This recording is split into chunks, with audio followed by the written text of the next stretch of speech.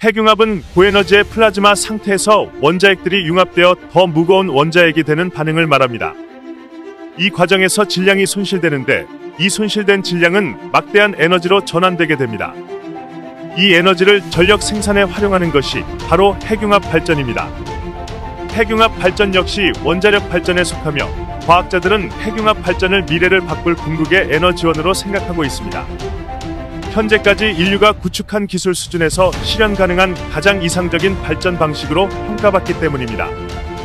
우리가 기존에 알고 있던 원자력 발전은 핵분열을 이용한 것으로 원자력을 이용하는 점에서는 동일하지만 그 원리에는 큰 차이가 있습니다.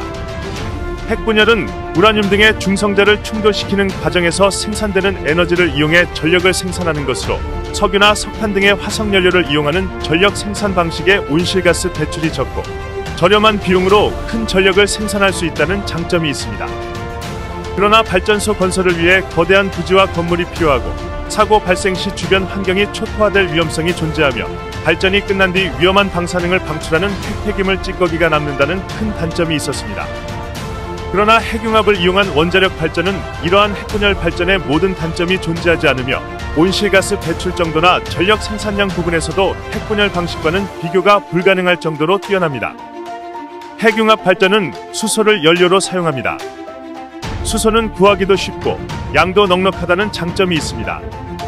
연료가 되는 수소는 바닷물을 퍼와서 분해하면 끝일 정도로 수소를 얻는 것은 매우 간단하며 수소 화합물은 현재 지구의 70%를 덮고 있는 상태입니다. 바닷물 속 수소를 핵융합 발전에 이용한다면 보수적으로 계산해도 인류 전체가 200년 동안 사용할 에너지량을 얻어낼 수 있습니다.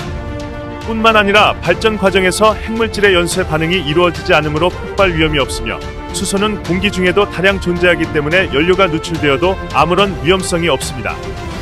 또한 영구 격리시켜야 하는 위험한 방사성 폐기물도 나오지 않고 발전 결과 생성되는 헬륨은 현재 없어서 못 구하는 귀한 물질로 만들어진다면 오히려 이득입니다. 이것이 과학자들이 핵융합 발전을 미래를 바꿀 궁극의 에너지 발전 방식으로 생각하는 까닭입니다. 따라서 전 세계 과학자들은 핵융합 발전 기술을 완성하기 위해 국가를 초월해 힘을 합치고 있습니다. 그런데 한국에서 3명의 핵융합 전문가가 세계 최고 수준의 핵융합 연구를 위해 국제무대로 진출한다는 반가운 소식이 들려왔습니다. 과학기술정보통신부는 미래 핵융합 연구를 선도해 나갈 전문인력 3명을 선발해 이터로 보낼 예정이라고 밝혔습니다. 이터는 핵융합 에너지 대량 생산 가능성 실증을 위해 미국, 러시아, EU, 일본, 중국, 한국, 인도 등 7개국이 공동으로 개발 건설 운영하는 실험로입니다.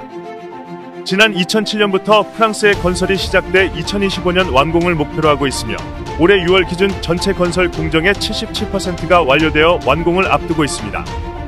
총 사업비가 1조 6,430여 원에 달할 만큼 전 세계 기술 강국들의 기대를 한몸에 받고 있는 국제 프로젝트입니다. 대한민국은 박사금 연구원을 매년 3명씩 선발해 이터에서 2년간 근무하도록 할 계획입니다. 이번 프로그램은 과기정통부의 적극적인 요청과 함께 한국의 차세대 전문인력 양성이 이터 사업의 성공에도 기여할 수 있다는 이터 기구와의 공감대에 따라 추진되었습니다. 기존 이터 기구 연구원은 7개 국가들의 연구원들 중 공개 경쟁 과정을 거쳐 선발되었습니다. 현재 이터에서 근무 중인 한국인 59명도 마찬가지 절차를 거쳤습니다. 그런데 이번 프로그램을 통해 보내질 한국의 자랑스러운 연구원들은 이터와 대한민국 정부의 합의를 통해 이러한 공개 경쟁과 별개로 파견되는 것으로 일종의 특별 채용이라고 할 수 있겠습니다. 이는 대한민국과 대한민국 과학자들의 핵융합 연구 능력이 전 세계에서 인정받고 있음을 보여주는 자랑스러운 사례입니다. 실제로 한국의 핵융합 발전 기술력은 세계 제일입니다. 대한민국은 대전광역시 유성구에 위치한 한국핵융합에너지연구원에 K스타라는 독자 개발한 핵융합 연구시설을 가지고 있습니다. K스타는 1995년 개발에 착수하여 2007년에 개발이 완료되었으며 2008년에 첫 플라즈마 발생을 시작으로 지금까지 실험을 이어오고 있습니다. 2008년 6월 첫 실험에서 어떠한 이상도 없이 플라즈마를 발생시키는데 성공하였습니다. 이는 전 세계적으로 최초의 사례였으며 한국 핵융합 기술의 진격을 알리는 신호탄이었습니다. 이후 지속적으로 발전해온 K스타는 계속해서 놀라운 모습을 보여주고 있습니다. 플라즈마 제어 코일을 진공용기 안에 설치하는 데 성공한 것입니다. 전 세계 핵융합 전문가들은 이것이 불가능하다고 판단, 어떠한 국가도 시도하지 않았습니다. 총 무게 500kg, 총 길이 8m가 넘는 코일을 단 한 번에 진공용기 내부에 설치하는 것은 낙타가 바늘구멍을 통과하는 수준이라며 고개를 저을 정도로 불가능에 가까운 일이었습니다.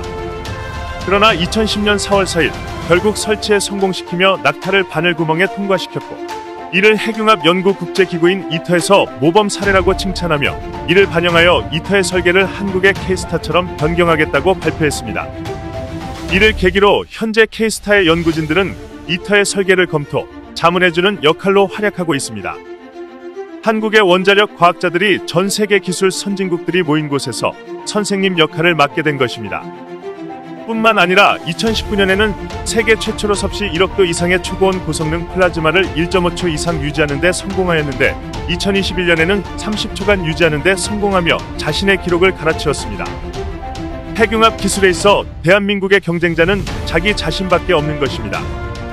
권현준 과기정통부 정책관은 국내 핵융합 연구 분야의 고급 인재를 양성하는 것은 미래 핵융합 에너지 실현을 위한 필수과제라며, 국내 신진 인력이 국제무대에서 우수한 역량을 축적하여 이터에 활발히 참여하고 국내 핵융합 실증 연구를 선도해 나가는 인력 선순환을 기대한다고 전했습니다. 대한민국 과학자들의 선전이 자랑스럽습니다. 지금까지 전교수TV였습니다. 시청해주셔서 감사합니다.